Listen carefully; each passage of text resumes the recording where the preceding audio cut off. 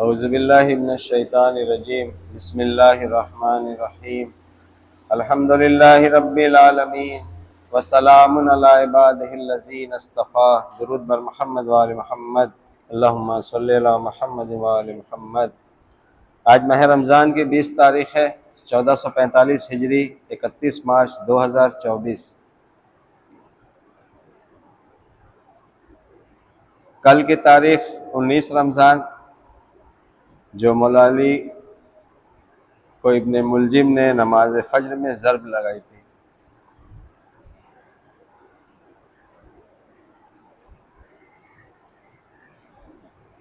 आज 20 रमज़ान, कल 21 रमज़ान, ये शब कद्र भी चल रही है और मौला के शहादत अय्याम की भी तारीख़ है। कल जो हम लोगों ने बात जहाँ पे ख़त्म की थी वो थी इमाम की अताअत।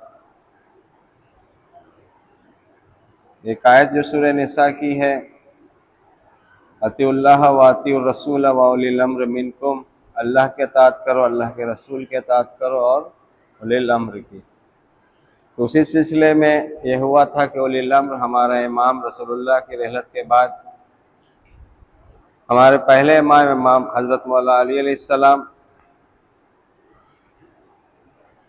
तो इमाम कौन होता है, उसके लिए सूरह अंबिया की 73 नंबर की आयत पढ़ी थी और हमने उन्हें इमाम बनाया जो हमारे अम्र से लोगों की रहनुमाई करते थे। यानी कि कुरान ने जो इमाम का काम बताया वो ये बताया कि वो अल्लाह के अम्र से लोगों की रहनुमाई करे, ये इमाम हुआ। ये इमाम कौन हुआ? इमाम बरहक हुआ।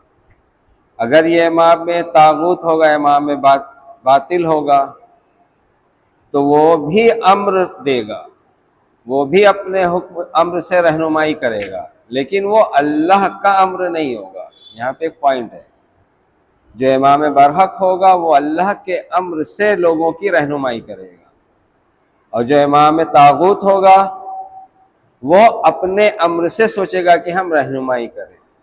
ये फ़र्क होगा।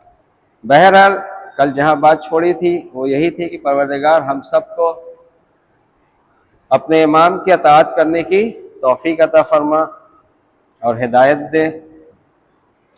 तो इमाम वो होता है जो अल्लाह के अम्र से लोगों को हिदायत करता है। अम्र किसे कहते हैं? अम्र यानी कि उसको करना का हुक्म देना कि ये करना है। जैसे फिरौन अम्र देता था, यानी कि हुक्म देता था कि ये करना है, तुम लोगों को ये नहीं करना है। जब इमाम अम्र करेगा तो क्या होगा? वो अल्लाह के अम्र से रहनुमाई करेगा। रसूल की अताअत किया तो गोया हमने अल्लाह की अताअत कर ली। उसमें एक बात ये बताया था कि जो सेंटर पॉइंट है, महवर है रसूल अकरम सल्लल्लाहु अलैहि वसल्लम की ज़ात, कि अल्लाह के हुक्म को रसूलुल्लाह ने पहुंचाया कौम में, तो रसूल की अताअत हमने की तो ये अल्लाह की अताअत हो गई। ये सूरह निसा की ही आयत है 80 नंबर की। तो उलिल अम्र जो अताअत होगी कि उलिल अम्र की अताअत करो, तो ये क्या है? ये क्या कराएगा? ये भी अल्लाह के रसूल की अताअत कराएगा। जो उलिल अम्र है ये अल्लाह के रसूल की अताअत करेगा। जैसे रसूल की अताअत किया तो अल्लाह की अताअत हो गई, उसी तरह जब हम उलिल अम्र की बात मानेंगे तो वो रसूल की हमसे अताअत करवाएगा। अल्लाह के रसूल की अताअत करनी पड़ रही है। जब हम अल्लाह के रसूल की अताअत करेंगे तो हम उनके साथ हो जाएंगे जिन पर अल्लाह ने इनाम किया है। तो अब उलिल अम्र की अताअत इससे समझ लीजिए कि उलिल अम्र क्या करेगा? उलिल अम्र मेरा वही होगा जो हमसे रसूलुल्लाह की अताअत करवाए। अगर कोई गलत उलिल अम्र बन गया है, पब्लिक ने चुन लिया या किसी वजह से वो गलत उलिल अम्र है, वो उलिल अम्र सही नहीं है, बरहक नहीं है, तो वो क्या करेगा? उसकी पहचान कैसे होगी? उसकी पहचान ही ऐसे होगी कि वो हमसे अल्लाह के रसूल की अताअत नहीं करवाएगा। अल्लाह के रसूल की अताअत यानी कि जो अल्लाह का हुक्म है कुरान में उसके मुताबिक हमसे वो अमल नहीं करवाएगा। ये उसके गलत उलिल अम्र होने की दलील है। बहरहाल हम आते हैं इमाम के उसमें, क्योंकि हम जो उलिल अम्र से मतलब ले रहे हैं तो उसमें पहली फर्द इमाम की है, इमाम के बाद नायब इमाम की है, उसके बाद फुक़हा है, उसके बाद उलमा है। ये करते करते एक घर में वालिद की हैसियत तक ये आती है विलायत। ये असल में अतिउल्लाह वातिउर रसूल व उलिल अम्र मिनकुम, ये असल में विलायत का सिलसिला है। जो दूसरी आयत में है कि अल्लाह वली, उसका रसूल वली और वो वली जो हालत रुकू में ज़कात देते हैं। तो ये आयत भी विलायत की ही आयत है। ये निज़ाम विलायत को बयान कर रही है कि निज़ाम विलायत क्या है, कि अल्लाह की हाकिमियत इस ज़मीन पर किस तरह से नाफिज करना है, उसका एक सिस्टम बयान किया जा रहा है। तो इसमें महवर जो ज़ात है वो ज़ात रसूल अकरम सल्लल्लाहु अलैहि वसल्लम है। ठीक है, तो अल्लाह की अताअत, रसूल की अताअत, साहिबान अम्र की अताअत। तो साहिबान अम्र की अताअत में कुरान ने बताया कि इमाम जो होता है वो हमारे अम्र से लोगों को रहनुमाई करता है। ठीक है, तो अब चलते हैं कि क्या हमारे मौला ने कोई अम्र दिया, कभी अम्र दिया या हमें अम्र दिया कि हमें क्या करना है? क्या इसकी तरफ हम मुतवज्जे हैं कि हमें इमाम की पैरवी करनी है? हमारा इमाम जो है ये उलिल अम्र में, साहिबान अम्र में पहली फर्द इमाम की आती है। तो क्या हम इमाम की अताअत कर रहे हैं? क्योंकि आयत ये मुतालबा कर रही है कि जो लोग माने हो, अगर तुमने माना है कि अल्लाह, तुमने माना है कि मोहम्मद रसूलुल्लाह, तुमने माना है कि अली वलीउल्लाह, तो अताअत करो। तो अताअत करें तो कैसे करें? मौला का अम्र क्या है? तो उसी के लिए सिलसिले में शुरू हम लोग करने जा रहे हैं आज से मौला की वसीयत। मौला की वसीयत बयान करने से पहले एक मौला का ही खुतबा 39 नंबर का है, इसमें थोड़ी सी बात है शुरू की, उसको बयान कर दे तमहीद के तौर पे, तो उससे मौला की वसीयत सुनने में मदद मिलेगी। वो क्या है? खुतबा नंबर 39 नहजुल बलागा, मौला अली का ही एक कौल है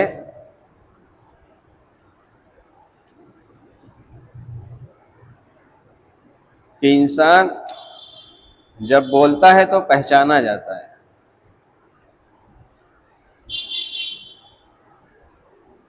तो क्या ये बात मौला अली पर भी नाफिज होती है कि मौला जब बोलेंगे तो पहचाने जाएंगे?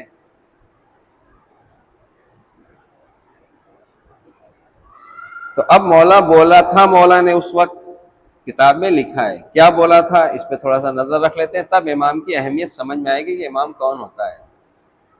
कल हमने एक बात कही थी, वो रवा रवी में नहीं कही थी, उस पर बहुत गौर करके कही थी बात मैंने, कि हमारे अक्सर जो उलमा है, हम उनको उलमाए सू भी नहीं कह सकते, कैसे कहें, कि जबान से कहें वो भी नहीं अच्छा लगता, कि ये हमें बनी इसराइल बनाने पे तुले हैं। बनी इसराइल की हरकत क्या थी? बनी इसराइल जनाब मूसा अलैहिस्सलाम की बात, जनाब हारून अलैहिस्सलाम की बात को सुनने पे तैयार नहीं थे, उनकी अताअत नहीं करते थे। बनी इसराइल सिर्फ जनाब मूसा से अपनी बात कहलवाते थे कि अल्लाह से कहो कि ये ला दे, कभी ककड़ी, कभी खीरा, मूली, मतलब दुनियावी चीज, इससे अगर लिया जाए तो दुनियावी चीज।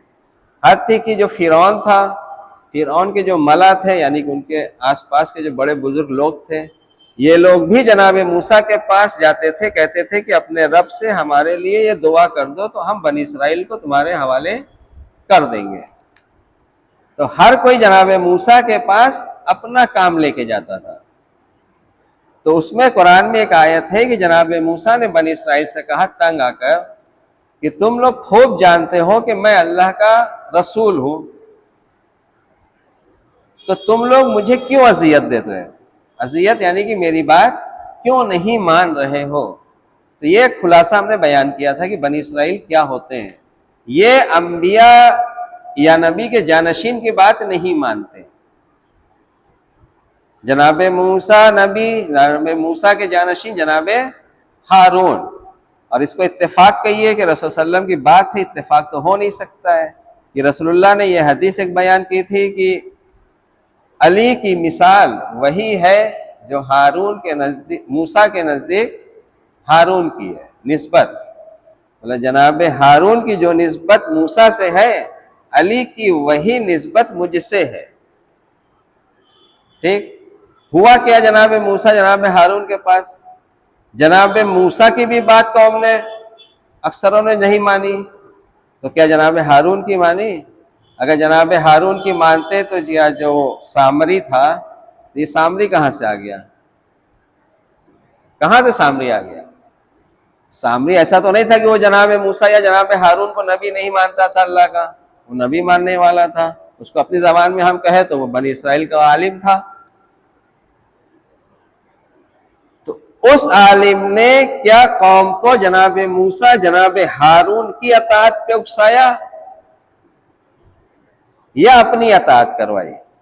ये देखिए कुरान का वो पहलू है कि जो कुरान ये कह रहा है कि ये कुरान यकीनन वो राह दिखाता है जो बिल्कुल सीधी है। और एक आयत है कि इसमें हर खुश को तर्क का इल्म है। और हर खुश को तर्क का इल्म मतलब ये नहीं कि बिरयानी महल में बिरयानी एक प्लेट की कीमत कितनी है, ये नहीं बताएगा। फला रेस्टोरेंट में जो है एक सीख कबाब की कीमत कितनी है, ये नहीं बताएगा। यानी कि हिदायत और गुमराही ये खुश को तर में आती है कि हिदायत गुमराही की एक एक बात कुरान बताएगा और वो मिसाल दे के बताएगा, वो लोगों का नाम अमाल खोल के बताएगा। हद यहां तक है कि जो लोग गुजर चुके हैं उनका नाम अमाल जो अल्लाह ने लिखा है उसमें से अल्लाह बयान करवा देगा, वही करवा देगा कि तो उन्होंने ये किया था तो उनका अंजाम ये होगा। तो जब बनी इसराइल ने जनाब मूसा जनाब हारून की बात नहीं मानी और अपनी बात मनवाते थे तो जनाब मूसा को मतलब बहुत अजीब लगता था। हद ये हो गई थी कि जब जनाब है, बात उधर निकल जाएगी, वक्त कम होता है, हम वापिस आते हैं। तो अब हम देखते हैं कि क्या रसूलुल्लाह और मौला अली हम इनकी बात मानने को तैयार हैं या इनसे अपनी बात मनवाने को तैयार है? कुरान में हमने बताया था कि जितनी कौमों का तस्करा है उसमें बनी इसराइल का सबसे ज्यादा है, सबसे ज्यादा बनी इसराइल का। तो हमारी हालत क्या है? क्या हम अल्लाह के रसूल सल्लल्लाहु अलैहि वसल्लम की अताअत करने को तैयार हैं? इस पे बहुत लंबी बात हो चुकी है कि रसूलुल्लाह की अताअत क्या है, यानी कि अल्लाह के हुक्म की अताअत ही रसूलुल्लाह की अताअत है। अगर आयत आती है कि अल्लाह की अताअत करो, उसके रसूल की अताअत करो, मतलब यह हुआ कि रसूल की अताअत करो। 80 नंबर के आदि बताया था जिसने रसूल की अताअत की गोया उसने अल्लाह की अताअत की, ये हो गया। तो अब रसूलुल्लाह के जानशीन की अताअत क्या हम कर रहे हैं, तैयार हैं? वैसे ही जनाब मूसा ने जनाब हारून को जो अपना जानशीन बनाया था, तो क्या बनी इसराइल ने जनाब हारून अलैहिस्सलाम की अताअत की थी?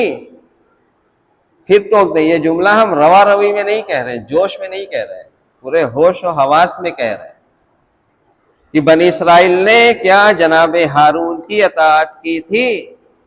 कुरान जो कह रहा है कि वह अताअत करो जो तुम में साहिबाने अम्र है, तो क्या बनी इसराइल ने जनाब हारून की अताअत की थी? नहीं की थी। हद हो गई थी कि अगर ज्यादा बोलते तो कौम कत्ल कर देती। ये मेरी जबानी नहीं है, कुरान में जनाब मूसा की जबानी है कि जब जनाब मूसा अलैहिस्सलाम कोहतूर से आए, जब देखा कि कौम की हालत ये है, सामने ये किया है, तो जनाब मूसा उनके भाई तो उनका बाल दाढ़ी का बाल पकड़ के घसीटा। तब कुरान की आयत है और ये कहा कि मतलब ये हो रहा था तो आपने मना क्यों नहीं किया? उन्होंने कहा कि हमने बहुत मना किया लेकिन इन्होंने मेरी एक नहीं सुनी। अगर उससे ज्यादा अगर मैं टोकता तो ये हमें कत्ल कर देते। इसको जहन में रखिएगा रसूलुल्लाह की वो हदीस कि अली को मुझसे वही निस्बत है जो हारून को मूसा से थी। बहुत अच्छा नतीजा निकलेगा इसका। तो अब जनाब मूसा कह रहे हैं कि हमने बहुत टोका। टोका तो कहा क्या था, वो भी आयत है, फत्तबिऊनी वातिऊ अमरी। इमाम क्या करता है, अल्लाह के हुक्म से, अम्र से लोगों की रहनुमाई करता। सिर्फ मेरी इत्तेबा करो, मैं जो कह रहा हूं। ये जो सामने कह रहा है इसकी बात मत मानो, और जो मैं अम्र दे रहा हूं है उसको सुनो।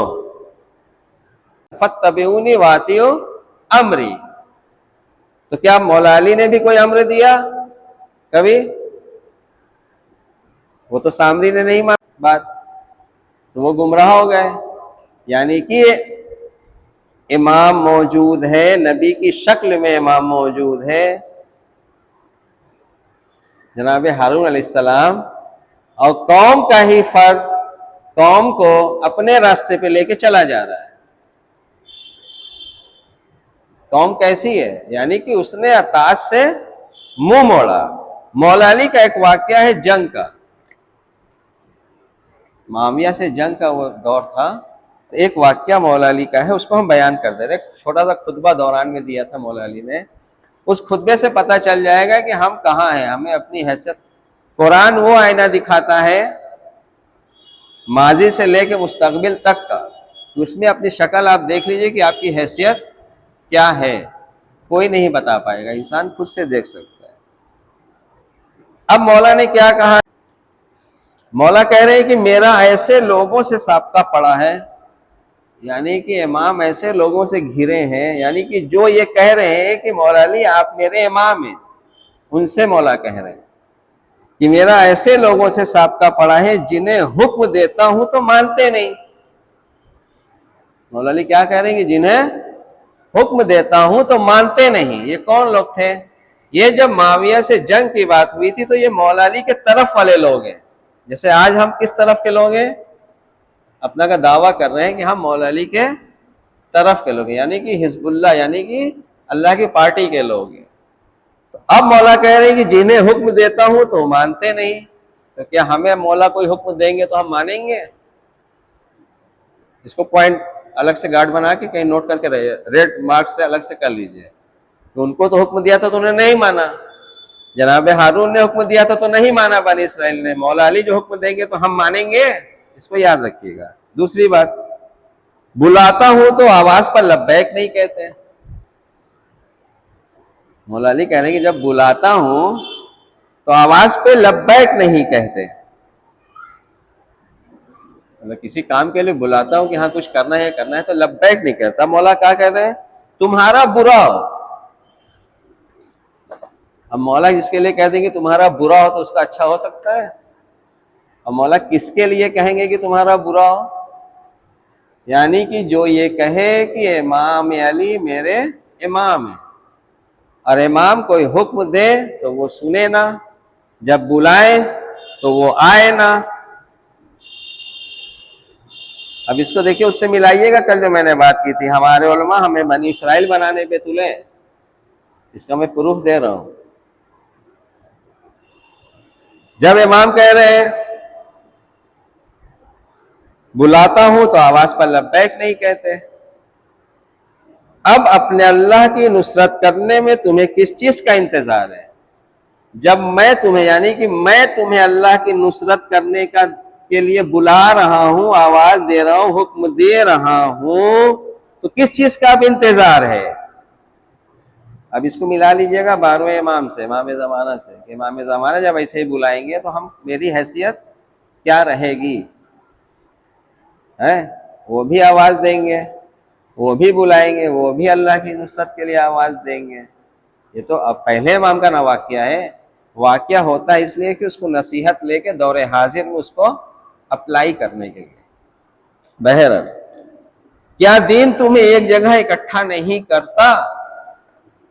दीन यानी कि अल्लाह वाला दीन, बादशाह वाला नहीं। क्या दीन तुम्हें एक जगह इकट्ठा नहीं करता?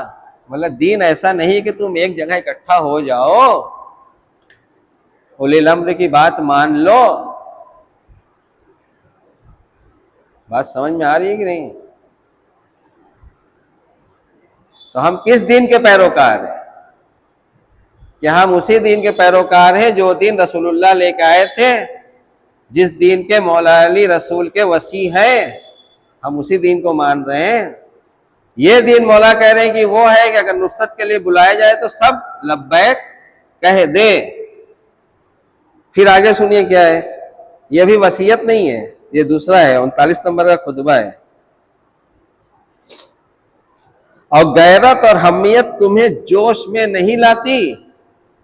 मौला गैरत दिला रहे हैं, मतलब तुम उस दीन पर भी हो जिस पर मैं नुसरत के लिए बुला रहा हूं, तो क्यों नहीं आ रहे हो, और तुम्हें गैरत भी नहीं आती। मैं तुम में खड़ा होकर चिल्लाता हूं और मदद के लिए पुकारता हूं। कौन कह रहा है, किससे कह रहे हैं? अपने ही लोगों के दरमियान कह रहे हैं। मान लीजिए हम लोग भी वहीं पर हैं कि मैं तुम में खड़ा होकर चिल्लाता हूं और मदद के लिए पुकारता हूं। मदद यानी कि नुसरत के लिए, ठीक। तो क्या होता है, लेकिन तुम ना मेरी कोई बात सुनते हो, ना मेरा कोई हुक्म मानते हो। यह मौला अली का उस वक्त का था, जंग के दौरान जो खुतबा दिया था। अब जनाब मूसा की वो हालत सामरी के वक्त की और मौला अली की ये हालत मिला लीजिए, ठीक। और जनाब मूसा का वो जुमला याद रखिए जनाब हारून का, कि जब जनाब मूसा ने पूछा था कि आपने मना क्यों नहीं किया जब ये हालत थी कौम की, सामरी ये कर रहा था, तो उन्होंने कहा कि हमने बहुत मना किया, और करता तो ये मुझे कत्ल कर देते। ये मौला अली ने जो खुतबा दिया था ये माविया के दौर में दिया था, ठीक। तो अब मौला की शहादत को समझेंगे कि मौला को क्यों कत्ल कर दिया गया, ये समझ में आ जाएगा। मौला को गैर ने नहीं मारा है, गैर ने नहीं मारा है, अपने ही गुरुह के लोगों ने मारा है। अब क्यों मारा है इसकी वजाहत उलमा कर देंगे। बहरहाल ये मौला अली का है कि मौला अली कह रहे हैं कि मैं तुम में खड़ा होकर चिल्लाता हूं, मदद के लिए पुकारता हूं, लेकिन तुम लोग ना मेरी बात सुनते हो, ना मेरे हुक्म को मानते हो। मौला कह रहे हैं कि तुम लोग अल्लाह की राह में मेरी नुसरत करो। इमाम का ये शिकवा है कि मैं तुम्हें मदद के लिए पुकारता हूं तो तुम लोग मेरी मदद पर नहीं आते हो, लब्बैक नहीं कहते हो, मेरे हुक्म की अताअत नहीं करते हो। बात समझ में आ रही है कि नहीं?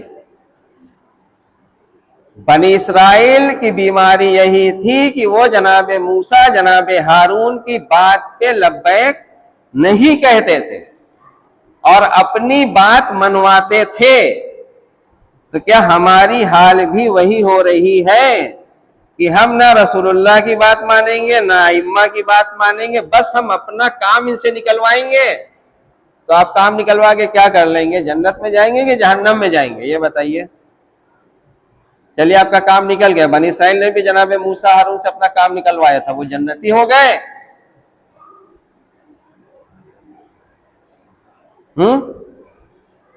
फिरौन का काम निकल गया, फिरौन के मला का भी काम निकल गया, तो सब जन्नती हो गए। चलिए आपका भी काम निकल जाएगा, रसूलुल्लाह से आप करवा लेंगे, इमामों से करवा लेंगे, तो आप जन्नती हो जाएंगे हैं?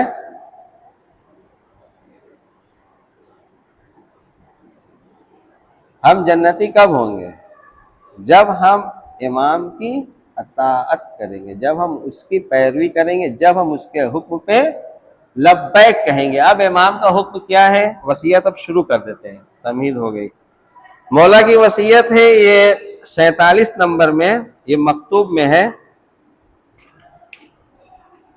इमाम कौन होता है? सूरह अंबिया की 73 नंबर के आयत में बताया था कि इमाम वो होता है जो अल्लाह के अम्र से लोगों को हिदायत करता है, ठीक है। तो अब जो वसीयत है इसमें ये देखिएगा, जिसकी नजर होगी कुरान की आयतों पर वो समझ जाएगा कि इसमें अल्लाह के अम्र के मुताबिक बात है कि नहीं है। जितनी हमने बयान की है अगर नजर में होगा तो, जब आपको इब्ने मुलजिम लालतुल्लाह जरबत लगा चुका तो आपने हसन और हुसैन अलैहिस्सलाम से फरमाया, क्या फरमाया? मैं तुम दोनों को वसीयत करता हूं कि अल्लाह से डरते रहना, दुनिया के ख्वाहिशमंद ना रहना। ठीक, अगर कुरान की कोई आयत आपके जहन में है कि खबरदार दुनिया के ख्वाहिशमंद ना रहना, तो आप मिला लीजिए कि मौला अल्लाह के अम्र से ही रहनुमाई कर रहे हैं या नहीं कर रहे हैं। और एक जहन ये रखिएगा कि मौला अली हमें इसकी तरफ बुला रहे हैं, मौला अली हमें इसकी तरफ बुला रहे हैं, मौला अली ये हुक्म दे रहे हैं कि तुम ये करो, तो आया हम ये करने के लिए तैयार हैं या नहीं है? या मेरी भी हालत बनी इसराइल वाली होगी जो जनाब मूसा के साथ उसने हरकत की थी कि हम बात नहीं मानेंगे सब जगह, लेकिन हमारा वाला काम खाली आप करवा दीजिए, हमारी मुश्किल हल करिए, हम आपकी मुश्किल हल नहीं करेंगे।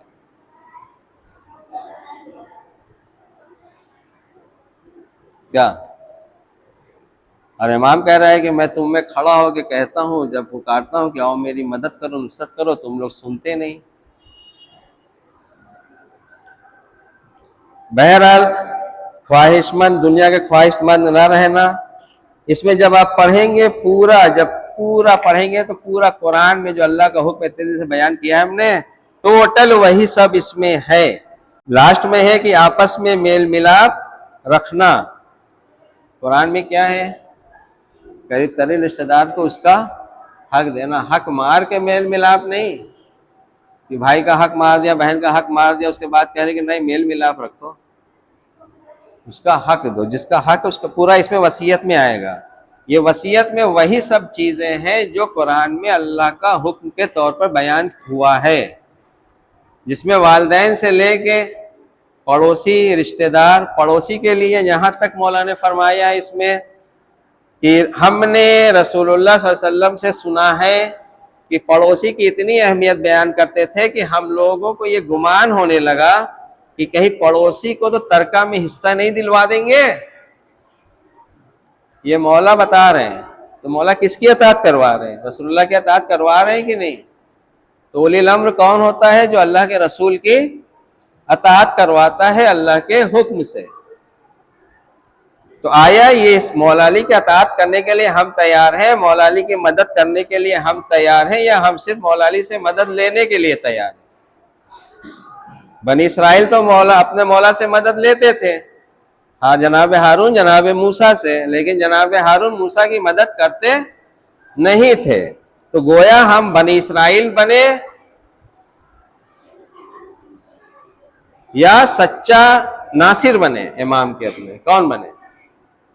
ये सवाल है आज का कि हम बनी इसराइल वाली ही हरकत करते रहे, फिरौन और फिरौन के मला वाली हरकत करते रहे कि नबी और इमाम से सिर्फ अपना काम निकलवाते रहे, ये बनी इसराइल की हरकत थी। और अगर हमें वाकई नुसरत बनना है, इमाम का नासिर बनना है, तो हमें इमाम की नुसरत करना पड़ेगा, हमें इमाम की मदद करना पड़ेगा। वो मदद कैसे होगी? वो मदद ऐसे ही होगी कि अगर हम मौला अली की वसीयत पढ़ेंगे, ये पढ़ रहे हैं तो इस पे हमें अमल करना होगा, ये मदद होगी इमाम की।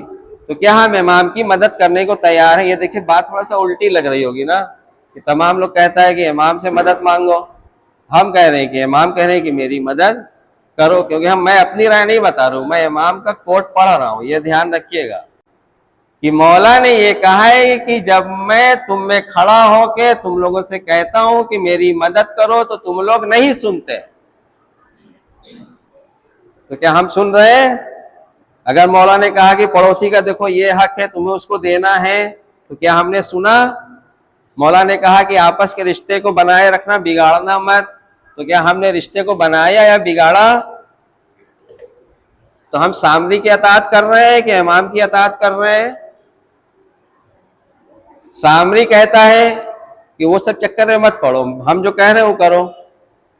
तो आज का जो सामरी नुमा होगा वो भी यही कहेगा कि इस सब चक्कर में मत पड़ो, मैं जो कह रहा हूं वो सुनो। सामरी की पहचान देखिए क्या है। सामरी जी की, जैसे उलिल अम्र की जो पहचान बताया था कि उलिल अम्र सही जो है उसकी पहचान ये है कि वो अल्लाह के रसूल की अताअत करवाएगा।